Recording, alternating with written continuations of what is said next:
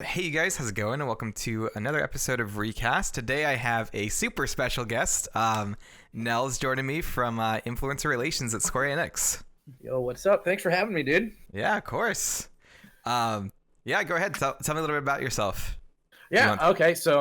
I'm Nell. I handle influencer relations for North America and Latin America at Square Enix. Yeah. I've been in the industry for when did Ryzen launch? So about 4.5 years now. Okay. And I stream on the side. I do a lot of charity work as a content creator. And then other than that, I just spend all my time playing MMOs. Hell yeah. I've been sucked into 14. That's all I play. Dude, I'm playing 14. I'm playing WoW. I'm playing WoW Classic, and now I'm playing the Burning Crusade beta for WoW Classic. Oh my I got 4 MMOs that I'm going right now, and it's insane. Keeping up with all those dailies must be a ton of fun. It's a second Workday. Yeah, right. You're like, gotta get home. Gotta start my second job. Oh man. For a little icebreaker, I thought I'd ask, what's your favorite game, maybe that you grew up with, or favorite game right now, or one that's impacted you the most? Not gonna lie, I hate this question, but everyone no. wants to answer it. No, because there's so many. Like I can tell you, Destiny and Destiny 2 have had the biggest impact on me. Okay. I have a Destiny 2 tattoo on my forearm. When I'm on camera, you can see Destiny Ingrams and the Stranger statue.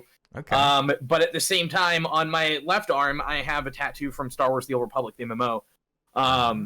So I would say like these games have been impactful, but overall, I think the game I always end up pointing back to is Warcraft 2. It was the first game I ever bought with my own money. And it was a game that I was like, I played it and I was like, I love this story. I fell in love with the story of Azeroth and that whole thing. And I was like, I want to make video games or work on video games somehow after I bought that one. Really? Oh, that's so cool. Yeah. So Warcraft 2 is usually what I go to, but there's a lot. I mean, you got Warcraft 2 and then Warcraft 3 and then WoW. And then Halo is what got me into shooters, and Destiny is what got me most of my friends that I have nowadays. Yeah. And then the games I work on that have impacted me, like Control and Final Fantasy VII Remake. So it's a very open question. Yeah, I know. I made this question and then I was thinking through it myself. I was like, man, like when I was growing up, Mega Man X, or like the Battle Network series for Mega Man, or like Bloodborne. So I was like, man, yeah, this is a very open-ended question, because I feel like with gaming, right, like there's so many different experiences that you have, and you can go back to a game that you played 10 years ago and have a completely different experience with it, just like based on where you're at in life at that point. So yeah, it's different for every game. So like I go back and I play Halo because I love not only the story of Halo, but I love the fact that it's still a great shooter, right? Like the gunplay is still good. Yeah. But then I go back and play Warcraft 2 or Warcraft 3 simply because I don't think RTSs have really matched up to what Blizzard did back then. And so it's good to go back and play kind of the upper echelon of it. Yeah. Then I go back and play Tomb Raider because Lara Croft is awesome and I love the story there. So it's like you connect with different characters and gameplay, and so it's hard to nail it down to one. Yeah, my favorite example for me personally is like The Last of Us. I played when it first came out, and I loved it. I loved the story, connected with the main character a lot. And then I played it last year, the year before, and I just had a kid, and just like everything, I saw everything through a completely different lens of like, oh, like I understand now why he connected so much with this character and why he was so. And so like I just love that gaming can really just connect with so many different people on so many different levels. It's a great awesome. medium. That's why I wanted to work in games. It's done so much for me, and I see how much it's done for other people. It's cool to see the connections and the friendships and the memories that you can forge by an interactive video experience. Exactly. Yeah. I love it. Especially like now that it's getting like for me, like I've been getting more connected online with people, because gaming was always like a single player experience, and like the last like three to 5 years I've been playing more multiplayer, like online games. And just like the friendships, the connections I've made are so strong. And I don't know. It's just like I don't know. Like growing up, I never thought like, oh, like some of my best friends, like the first people I told about when my kid was born was like my online friends, because, and I don't even want to say like online friends, just like the friends I've made online, because it's not any different. Yeah. It's wild because I'm the opposite. I spent so much time playing online games for the past 25 years, however long it's been since Warcraft 2 came out. that the past 4 years, or 5 years, ever since I started streaming, has been catching up on single player games because I didn't play them. Like I never played Mass Effect up until 3 years ago. So I missed an entire generation of single player games. But because of content creation, I was able to still make friends in the video game space online. Okay. Are you looking forward to the new collection for Mass Effect? Yes, absolutely. I'm so stoked. Yeah, oh, it was so awesome. I still remember. I think they said they're remaking the Mako rover, which I'm excited for because the first one I was terrible at. Like, everyone was. It's like the epitome of what not to do with a vehicle in a video game. Yeah. Oh, and I again, I wasn't online when I played that, so I was like, man, I just must be really bad at I can't get this controls down. And now I watch other people play, I'm like, oh, I'm not alone. It was just the game. So but anyway, so you kind of mentioned a little bit that you've been in meetings all day. So for you, what's a typical work day? It's not all just connecting with influencers, right? No, I mean, so it depends on the day. I always, I have days that I book meetings heavy, and other days where I don't have a single meeting. Okay. But I mean, it's equal parts meeting and strategy building, but also equal parts making sure I'm staying on Twitter and up to date with certain trends. Also connecting and engaging with people on Twitter. And then I spend a lot of my time on Twitch, YouTube, and Facebook gaming. Honestly, I try to find new creators all the time. I try to watch those that are that we've worked with in the past, and then just kind of review content that's come out for the game. So, Outriders coming out literally last week. Yeah, how was that release? It was good. Yeah, it was good. There were some hiccups, as everyone that's played it has certainly seen when it came to connectivity and stuff like that. But game's been well received and people are loving it. I love it as a looter shooter fan, even though it's not really a looter shooter. It's more of an RPG. I always say think Diablo, not Destiny, when you're comparing it to stuff. Okay. But it's been fun. I found some time to play this weekend when I wasn't working. But it was a huge surge, right, in players, and so the server, what I heard that was it was hard to even prepare for that amount of people getting in on it. Yeah, I won't talk to any of that because I have no idea. That is so far outside my remit. But our social team has been great at our community team has been great at keeping everyone up to date on Twitter. Yeah, I saw a lot of transparency. I think transparency and communication is just so important. Oh yeah, it's great. So, but yeah, my day's mostly a lot of execution on whatever strategy I've built and building campaigns out, and but then researching. I'd like to say, ideally, I would do half my day would be researching content or reviewing content, and then the other half is executables, stuff like that. But it varies. There might be a day, where I might be in meetings from 7 to 4, which is the time that I work. But there may be days where I don't have a single meeting, and I might log on a little bit later in the day to catch different streamers so I can log some stuff. So yeah. And I'm sure when there's a huge release, it's just maybe a little bit longer than 8-hour work days. I try to keep. I'm pretty good at not extending myself beyond an 8-hour work day. Oh really? Okay. Because I mean, this is for every job. If you prepare enough for if you're working in sales and you prepare enough for whenever you're making the final sell, it should go smooth. Yeah. If you're launching a product, whether that's a game or say whenever I launched Ryzen 7 when I was working at AMD, all the work leading up to that moment prepares you or should prepare you for an easy launch day, which is basically your effective strategy. Everything's gone into it, and that's how it's been for me. I've worked in sales. I've worked in car rental. I've worked in hardware, and now I'm in games, and it's always the same. It's the preparation leading up to that moment. It for me at least this is I guess just my mindset, so I don't want to speak for anyone else. Has always been if you're prepared, then it'll go as smooth as it can.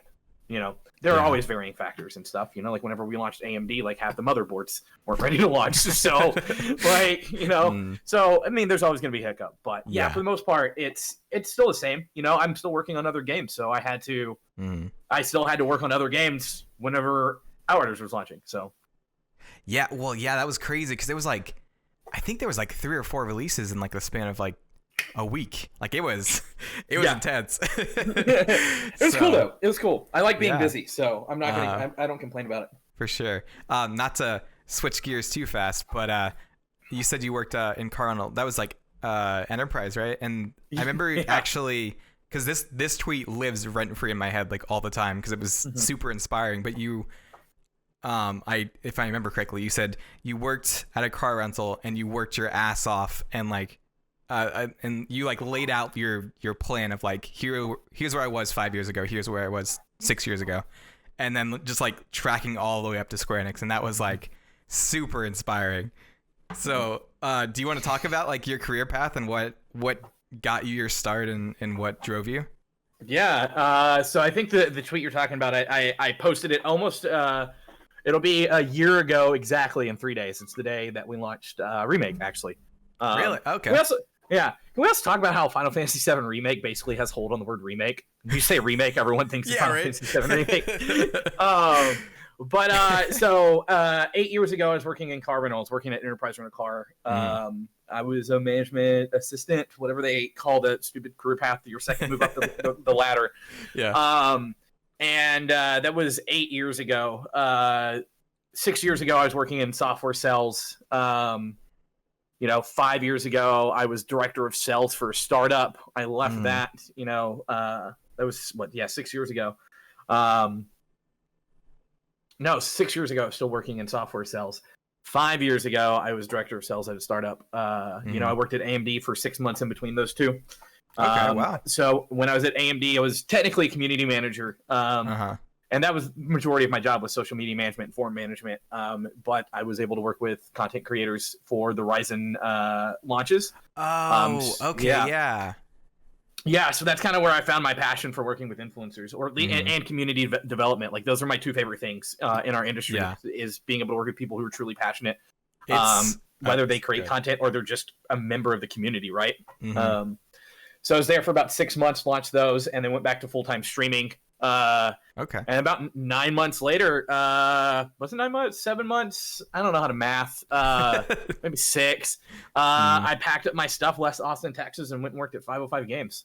So 505 took a shot on me as an influencer relations manager, which is kind of like my bread and butter, right? Like community development and that stuff is stuff that I love. And I do not get me wrong, I love community development because part of what I do is developing communities of creators. But I went to 505 and kind of got thrown to the fire. They're like, do whatever you want, because they had no previous true influencer strategy. It was the typical one and done, work with people per game and then move on.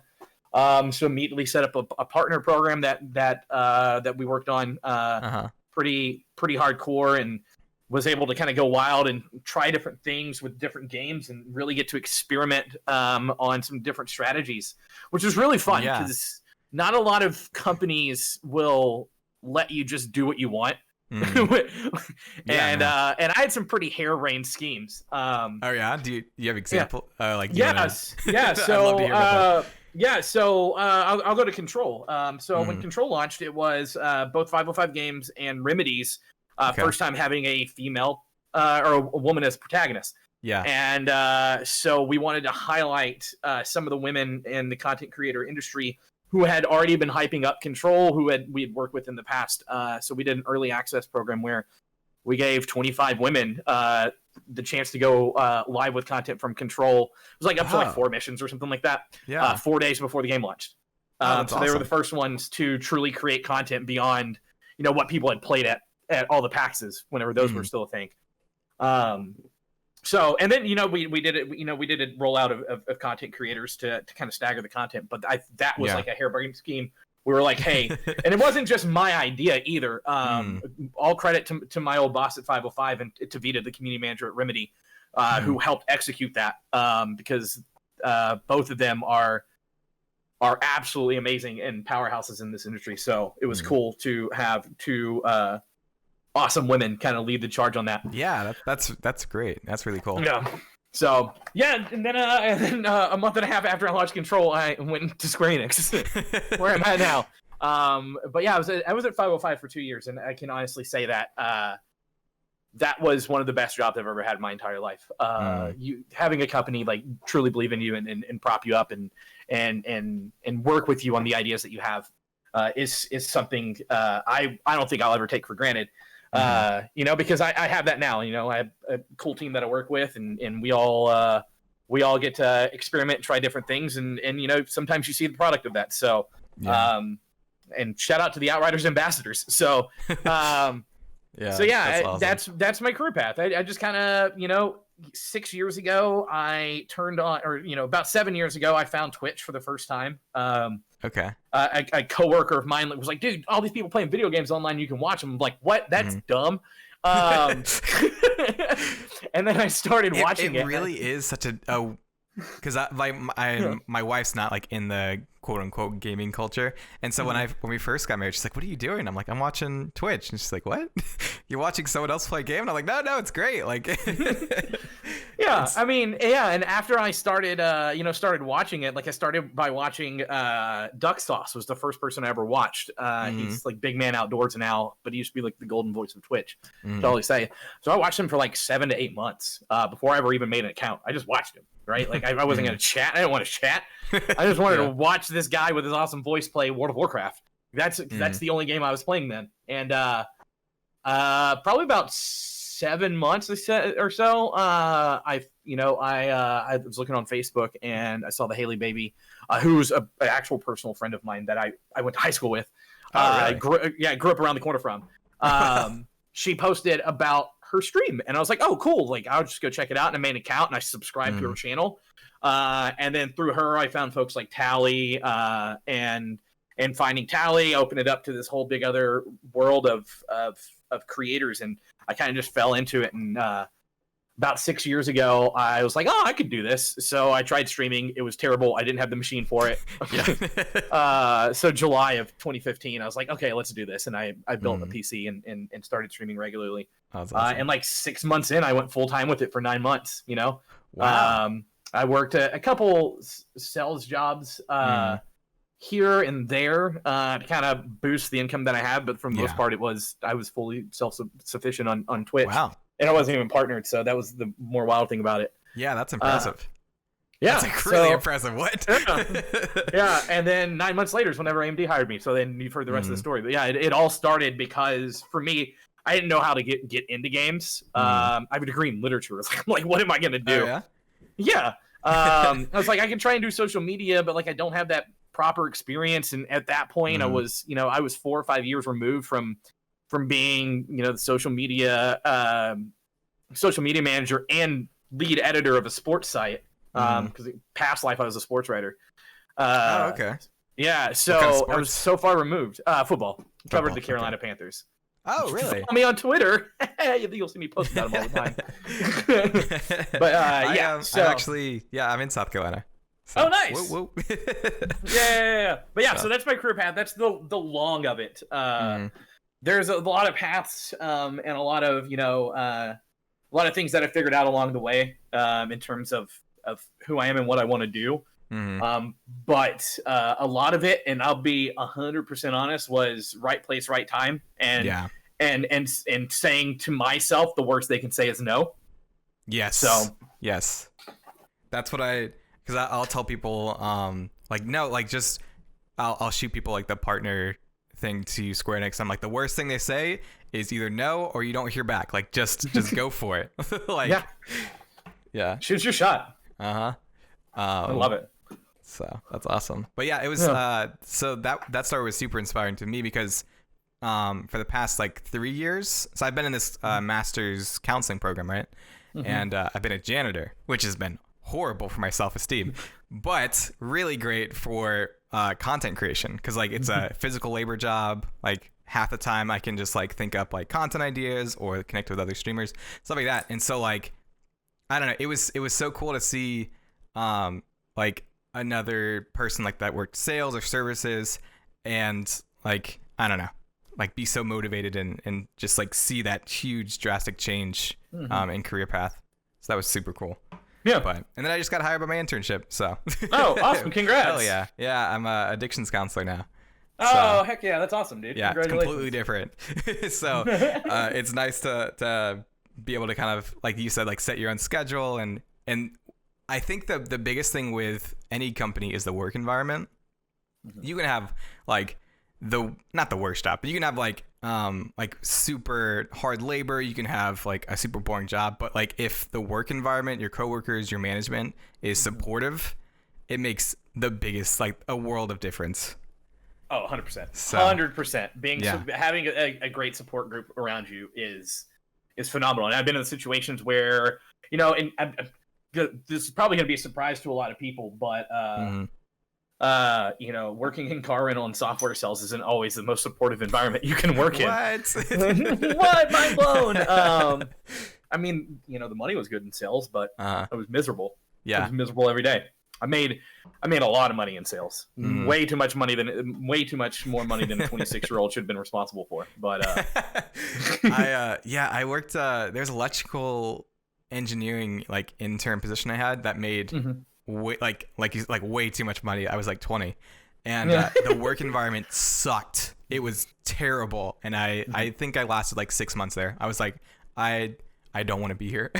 I told my boss, I was like, hey, like I like put I put like a month notice in. I was like, hey, I'm finishing up my bachelor's degree. I'm probably gonna move on to like my master's and go for that. So I don't know if I'll like be able to stay or anything. And then they fired me on the spot, and I was like, wow, okay. Like, see ya. Peace out. Yeah. So oh my. It's management and supportive coworkers are just so important. It is, and I'm very fortunate to. I consider at least the teams that I've worked for in the industry. I like the people that I worked with at 505. We had our marketing and PR team was 5 total people, and I'm literally in a group chat with them right now. So it's like I still talk to them, and then obviously like I talk to my counterparts in the UK here at Square all the time. I have such a good relationship and friendships with the people that I work with, which is awesome. Yeah, how is it like, because it's like global, so how is it like coordinating with so many different regions? It's actually pretty easy. We're all on the same wavelength. Yeah. That's good. yeah.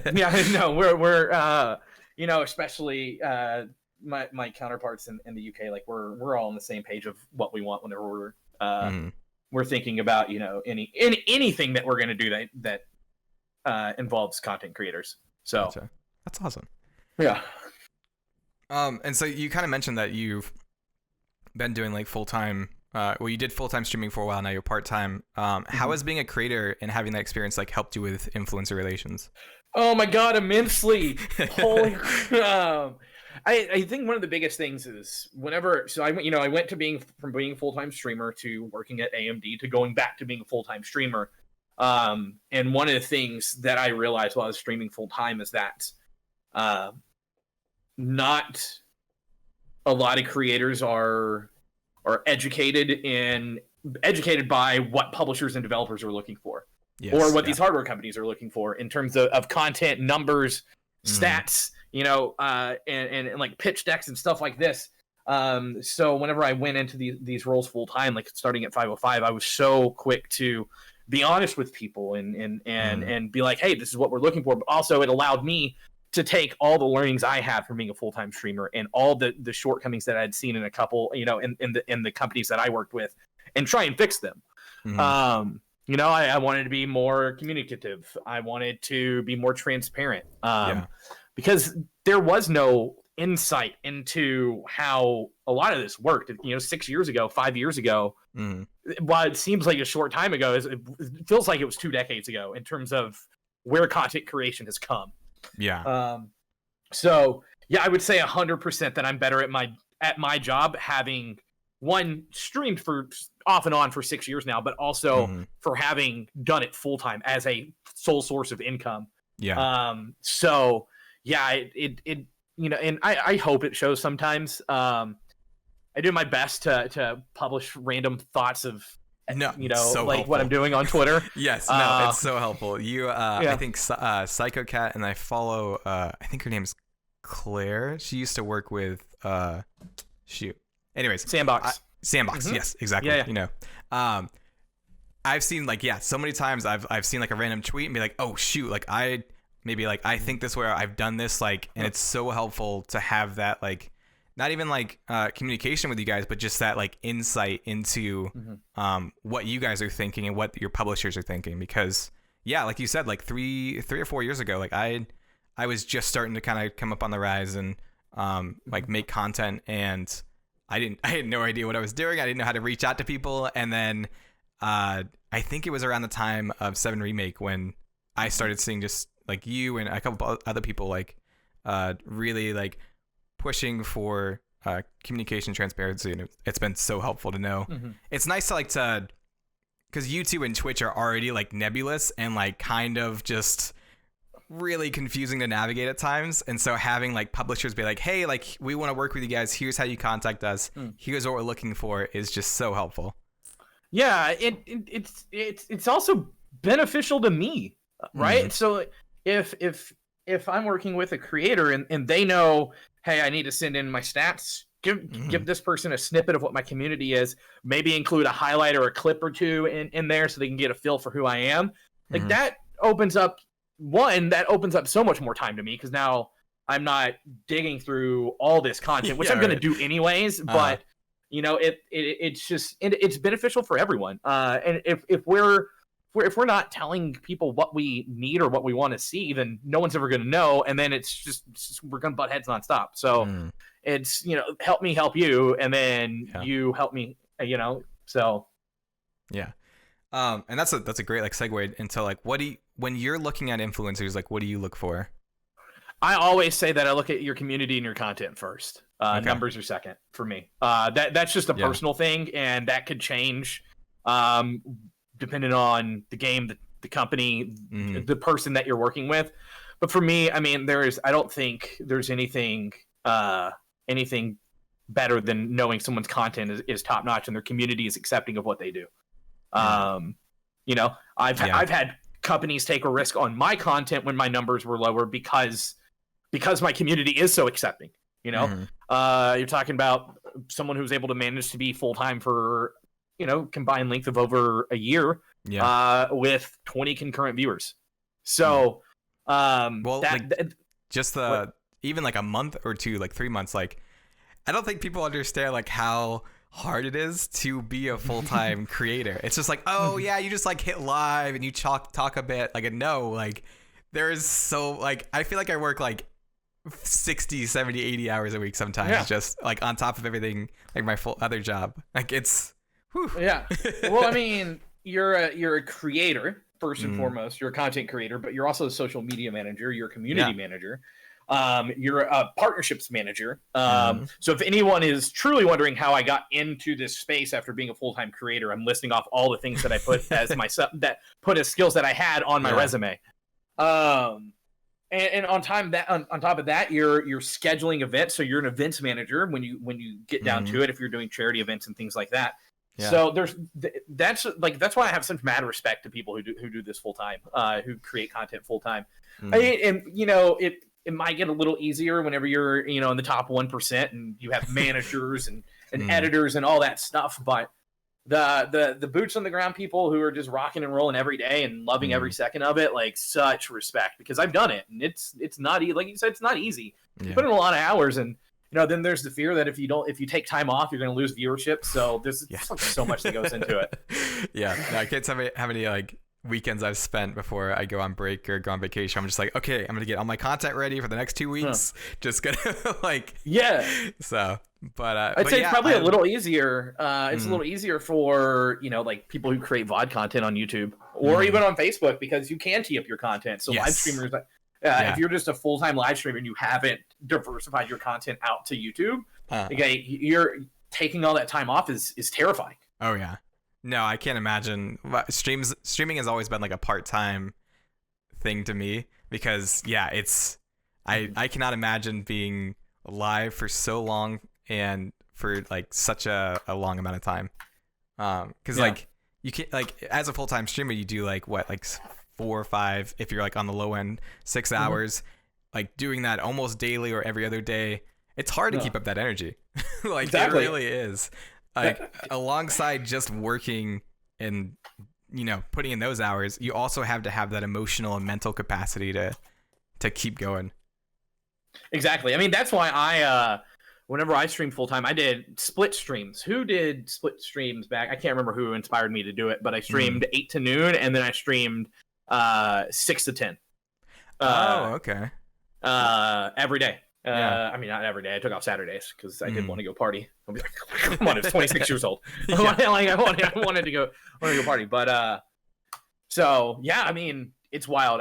That's why I said mad respect, because I don't know if I could go back to doing it again. Yeah. I don't know if I want to.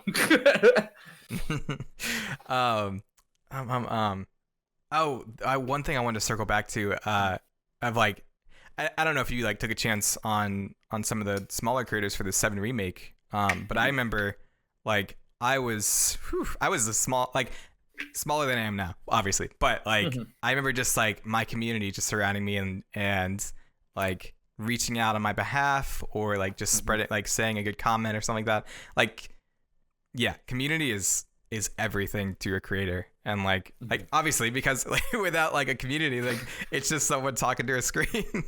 I mean, I'm not gonna lie. If someone like replies to a tweet like the one that I did for remake, and they're like, "I'd love to cover this," and then you have 45 people who reply with vouch, like I'm gonna notice. Mainly because this is now my entire notifications tab on Twitter. But yeah, I mean, but that also shows that your community is dedicated to you and your content, and that's important. You know, because if you're fostering a good community, then I mean that says a lot about you too, right? Yeah. So, kind of jumping to the next question. So you've said a number of times like Square Enix has touched your life with like Tomb Raider, and how is it now working with that company that's had such an effect on you? So I mean, on a bigger note, I'm like the luckiest gamer in the world. Because okay, so let's talk about it. Warcraft 2, was a game that kicked it all off for me, and in the past I've been able to be considered, you know, I got to work with Blizzard in terms of Heroes of the Storm and some World of Warcraft stuff whenever I was a streamer. Really? Yeah, that's awesome. and then Castlevania Symphony of the Night is also like one of my favorite games to play all the time. And then I got to work on Bloodstained at 505, which is from Iga. So Did you? And I sat across from him at E3 at dinner one night. I'm like, what is my life right now? How am I sitting in this position? And then that's really cool. From that to be able to work at Square after, you know, so Tomb Raider meant so much to me growing up. Yeah, I didn't have a PlayStation, so I was only able to play Tomb Raider over at my buddy's place. And we spent so many days after school just playing Tomb Raider like all night long.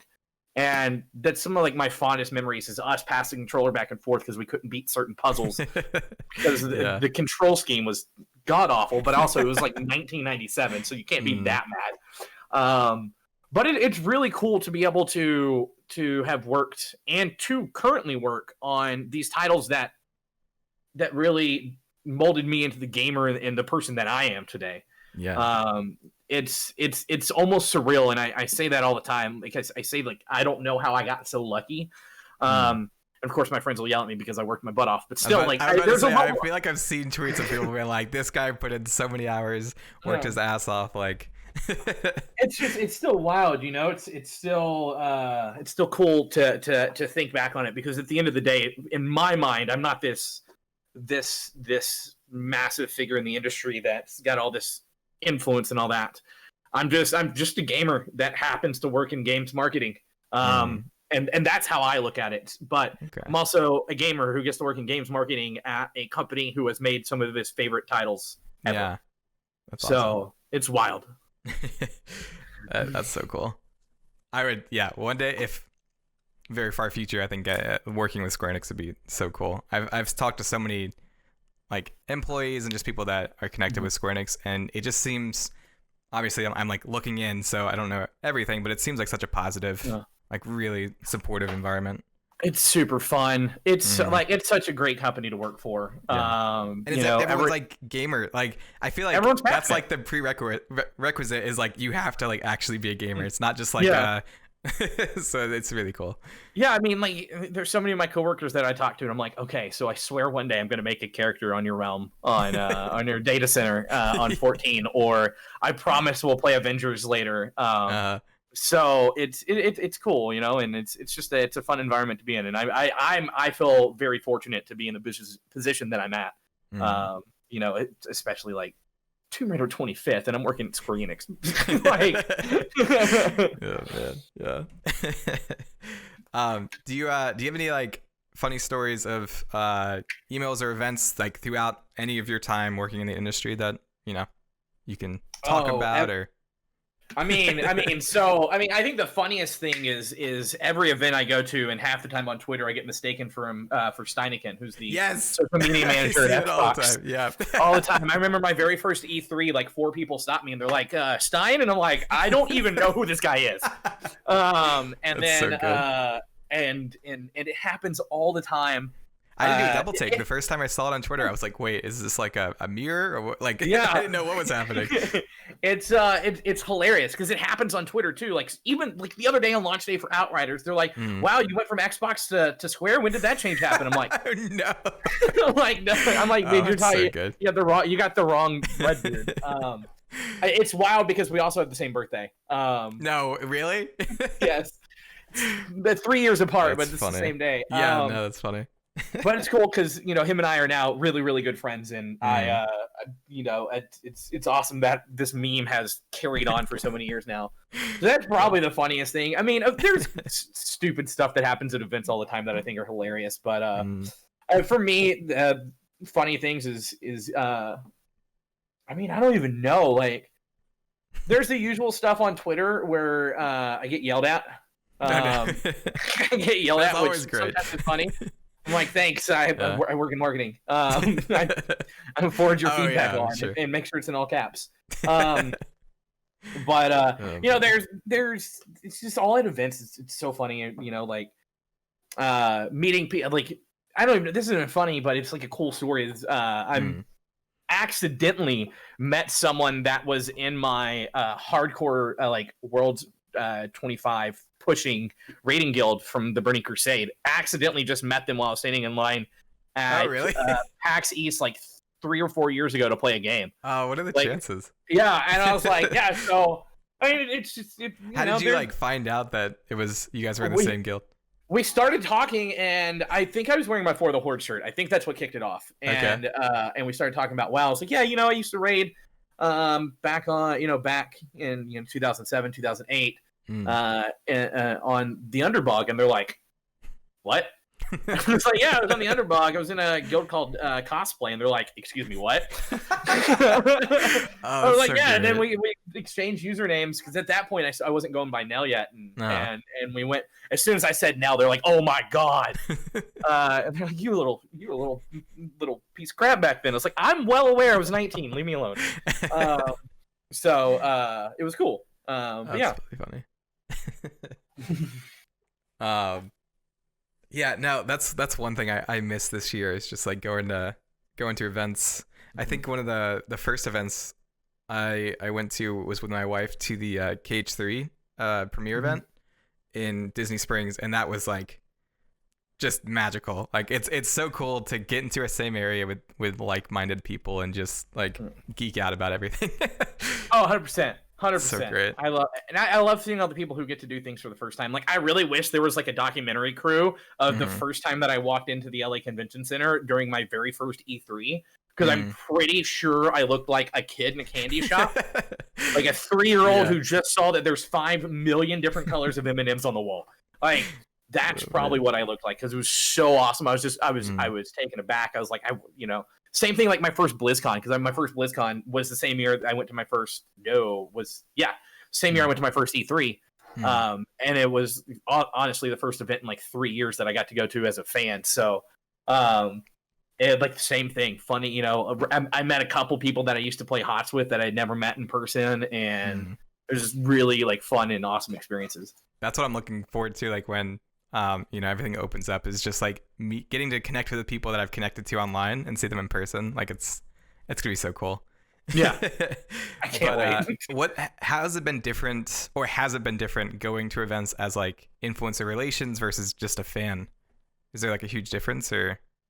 No, I'm still just a fan of video games, man. Awesome. Like if like my lunch breaks usually. I used to stream my lunch breaks. I used to do lunchtime leveling. But I decided I also like to eat lunch. So, yeah, that's always nice. So most of the time on lunch, you're gonna find me playing StarCraft or Warcraft 3 Reforged or WoW or 14. 9 times out of 10, that's what I'm doing on my lunch break. Or I'm on YouTube watching someone play one of those 4 games. And even whenever I'm not streaming, which I stream a lot less now than I was, probably wouldn't have cut back on my streaming, but thanks Mixer. Yeah, well, I was a Mixer partner. Yeah, I remember. Well, that's actually what got me into 14, because I jumped on one of your Mixer streams, and then I guess I don't know, whatever was tracking me was like, oh hey, and I jumped on Twitch, and they're like, here's Schleb streaming some 14, and I was like, guess I'm a 14 fan now because. Yeah. Yep. So a year and a half later. So. Yeah. So I don't stream as much, but like last night I didn't stream, but I sat here and I played the WoW Classic Beta for, gosh, what was it, like 4 or 5 hours? Just kind of zoned out, put the music on loop, and kind of transported myself back to 2007. So yeah, I'm still a gamer. I always tell everyone whenever they ask, how's it to do what you do? I'm like, I work in marketing. It just happens to be in video games. And I'm just fortunate because I'm still a gamer and it hasn't, because a lot of times when you work on something that you're super passionate about, that job becomes a chore and you don't want to do it in your free time. And I'm very fortunate that it hasn't. That's awesome. Kind of, I mean, that's kind of in the same vein of like self-care, but like, I don't know. I've seen a number of times on Twitter where you kind of talk about like your own things that you do to like deal with stress and just take care of yourself for your mental health. Like, I think personally, like being in that field, like that's my career field. Like that's awesome for somebody that has like, has influence online to be so open about like, what they do for themselves and what they do for self-care. So first of all, thank you. I appreciate that so much. It's awesome to see that kind of voice. But I know you've done some like charity events, like Charity Braves for 14, right? You want to talk a little bit about that? Yeah. So first and foremost, it's like I didn't always talk about my mental health. It's only been recently that I decided to just be open about it. I mean, I now live with 2 of my best friends who are open about their struggles or are willing to be, and that kind of opened it up. But you see a lot of people struggling, and it sucks. And I struggle. I post when I struggle. Every single time I'm having a bad day, I post on Twitter. And it's not to chase engagement. It's to, end the stigma, something we've been trying to do for years. Exactly. And, it's so empowering for other people to see like, oh, because especially with mental health, like it's such an isolating thing of like, oh, I'm going to go on social media. Everybody else has this perfect life. I feel like crap. And then like it's so isolating. And so to see people, because I see like Super Butter Buns or you that like are just posting like, hey, like today sucks, like like I'm going through it today, and I don't know, I think that's so awesome to use your voice for something positive like that. Why lie and tell people that I'm doing good when I'm not? But I mean, like also I'm so backstory. I'm from the South. Like I grew up in the part of Texas that's considered the South. I grew up 5 minutes from Texas, Louisiana border on the Gulf of Mexico, and we're growing up. Men don't talk about their feelings. Always cry. Like that's all we're taught. And then I moved to Austin almost a decade ago. Crap, I'm getting old. And once I moved to Austin, and I was just like this epiphany of mental health awareness and people being accepting for who you are, and all that jazz. And because I'll keep Austin weird, but Austin's also a very progressive city, so it's super dope. So I just started doing it whenever I had a level of influence that I felt was pretty cool to show people that it's okay. Especially there are a lot of on all spectrums of gender, that people that are afraid to talk about it. So it's super heavy. It's a heavy subject for me, but I love talking about it. But to answer your question about the Charity Braves, Yeah. which is so let me tell you first about the first thing that I did, which is a thing called Heroes for Charity. Okay. So like I told you, I'm from Southeast Texas, where Texas is Louisiana meet. So that's where all the hurricanes hit. Yeah. Yes, that's where they all go. Oof. So Hurricane Harvey, if anybody recalls how that went, it dropped it did, the wind damage down in Corpus Christi, which is South Texas on the Gulf of Mexico. Okay. But whenever it went back into the Gulf, it went and hit Southeast Texas and dropped something like 48 inches of rain in 2 days. Jesus Christ. So I'm sitting here in Austin, literally right before I'm about to move to Los Angeles to work in video games, and I'm like, I gotta do something. And at the time, I was still streaming Nothing But Heroes of the Storm, so it's like, why don't we put something together to help my hometown specifically? Because Houston was getting help, Beaumont was getting help, Lake Charles was getting help, even though they weren't as bad off. But I don't want to compare tragedy, right? No, so yeah. they were still terrible. Yeah. Corpus Christi was getting help, and like all these major cities were getting help. And there's little old Port Neches with 13,000 people. Half this, 60% of the city's underwater. My sister's out volunteering at the middle school, which is a shelter. My mom's house is the only house in the family that didn't really get water in it. So like my grandfather's house had 6 inches of water all throughout it. It was like, we need to help my hometown. So I rallied the Heroes of the Storm community. I was like, it was Memorial Day weekend, because that was right Memorial Day, Labor Day, whichever one's in the fall. I always mix them up. Yeah, I don't know. But I was like, why don't we do a 72-hour Heroes of the Storm marathon? 26 broadcasters. Everyone gets 3 to 4 hours, something like that, 2 to 4 hours, and just do it. We had a goal of $5,000 for the Red Cross of Southeast Texas, which was specifically earmarked for Port Neches, because the Red Cross was there providing what they needed to in that middle school that my sister was volunteering at. And we had some of the biggest names in Heroes of the Storm join us. A lot of people, Yuna, one of them, because that's where she came from as a content creator, was Heroes of the Storm. Yeah. I didn't realize that. Yeah, her, Alicia Wins. We had Crowan. We had a couple pros. Crowan was a pro at the time. So we just had these awesome names. And then some of the smaller members of the community that not a lot of people knew of. And it was dope. And we ended up smashing our goal of $5,000 by raising $15,000 in 3 days, which is super cool. Oh my God. We created a new channel awesome. for this. Yeah. So I got an email Monday morning, and they're like, by the way, Heroes for Charity's partnered. I was like, oh, that was okay. Awesome. So we tried for years to keep Heroes for Charity as an ongoing thing instead of a response-based or event-based charity organization, and quickly realized that it just took too much time. I didn't have the time to run an organization like that, and neither did my co-founder, Naley. So it kind of just went dormant. But every year for St. Jude, I try and put a team together to raise money. So 2 years ago, we did Elder Scrolls Online, because that's what I was playing at the time. I jump around from games if you haven't picked this up.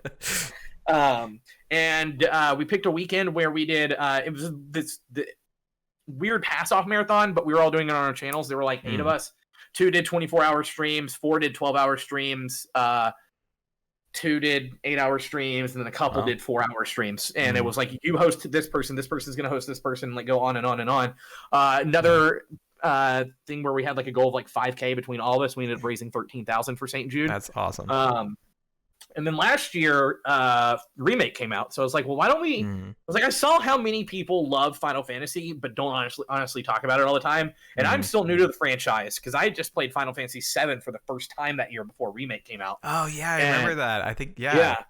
And we actually raised like $3,600 for Able Gamers during that playthrough. So cool. But I was like, why don't we just do an all Final Fantasy St. Jude month? And we had it was something like 50 people sign up, and everyone raising anywhere from $100 to $10,000. Yeah, got to work with people like the Completionist and Snake and Mander Snatch. That was before she was even partnered, so it was awesome. And we had a goal of, I want to say our goal was like $20,000, if that. And we raised $56,000 for St. Jude. Oh my God! I think that was last year, right? Yeah, that was last year. I saw that announcement. That's so this year, I'm going to get on it this week, actually, on planning out what we're doing and trying to get more people to sign up and making sure our current members are signed up and ready to go. Yeah. But we're going to do it again this year. Now we got a goal of $75,000. Stretch goal, I'll announce here for the first time. If we hit 100 grand for St. Jude, I'll dye my hair. What color? I haven't decided yet. We might let everyone decide on that. But that's a big deal. My hair's like down to my shoulders now. So is it really? Oh, no. Yeah. So, but yeah, it's been cool. It's been really cool to be a part of so many different charity efforts. And, now we've rebranded Heroes for Charity as the Charity Braves. And now we're kind of just trucking along. Naily and I are still doing this together. Oh, really? So, okay. Yeah. So this is our fourth year doing something together, which is really cool. I'm excited. I don't know what we're gonna do this year. I know I want to do another Final Fantasy 14 marathon over a weekend, and I do want to do some form of speed running into this event because there are so many people who speed run Final Fantasy. I want to get them involved. Yeah. But also, it's like I want people to know, like, whenever I post these things, they're all like, "Well, I have to be a part of that marathon or part of that competition." You don't. So we had a lot of people last year who just played. Like 1 week played Final Fantasy VII Remake, and for that week they raised money to go towards the team goal. So it's a cool thing of people who want to be a part of these big events, which are draining but so rewarding. And then people who just want to be a part of something bigger. And St. Jude is very near and dear to my heart, and is one that I will work with every year. So I have two nieces, one that's 6, one that's 9. They're going to be 7 and 10 this year. So that makes me old again. They're going to be 7 and 10 this year. And I know that if anything were to happen to them, I would die completely, because they're my two favorite people on the face of the planet. So that, supporting St. Jude is a no-brainer, because if something were to happen and they had to go to St. Jude, I know they're in the best hands when it comes to childhood illness. Yeah. That's awesome. That's so cool. I definitely I didn't know if the Charity Braves was strictly 14, but because I'm still making my way through. But I definitely want to sign up. So, and if you, the Kingdom Hearts community is huge. I don't know if you want to do a Kingdom Hearts Final Fantasy one-off, but I know a ton of people. My plans. Sorry, cut this out. Kingdom Hearts came to PC. We're gonna open it up and make it Kingdom Hearts and Final Fantasy. Awesome. Obviously I'm connected with a ton of the news and Reddit and all of that. So if you need any people that you need to talk to or get connected with, or I'm sure you can easily connect with them, but I know a few Kingdom Hearts people. just a few. my first game at Square was Kingdom Hearts 3 Remind. Oh, really? Was it? Okay. Cool. Yeah. Good game. Yeah. Well, that's all the questions I have. This was fantastic. This was so much fun to do. Thank you for coming on. Do you want to plug your stuff, Twitch or? I'm Nelstar15 everywhere. It's the benefit of having a number in your name. So I have it everywhere. But follow me on Twitter. I just hit 10K there. It's kind of nice. It's fun. Congrats. What? Thank you. I thought you just hit 9,000. What? I just hit 8,000. What? Yeah. But yeah, no, Twitter's where I'm on most of the time. I always have Twitter open on one monitor. So it's my go-to. Oh yeah. If people wanna follow me on Twitch, it's fine. I don't have a schedule, and my content's moderately okay at best. Oh, what? So. But yeah, cool, man. Awesome. Thank you. Yeah, thanks for coming on. And guys, I'll leave links in the description to that, so go give him a follow. And I'll see you on the next podcast, which will probably be sometime when I schedule the next one, because these are not scheduled.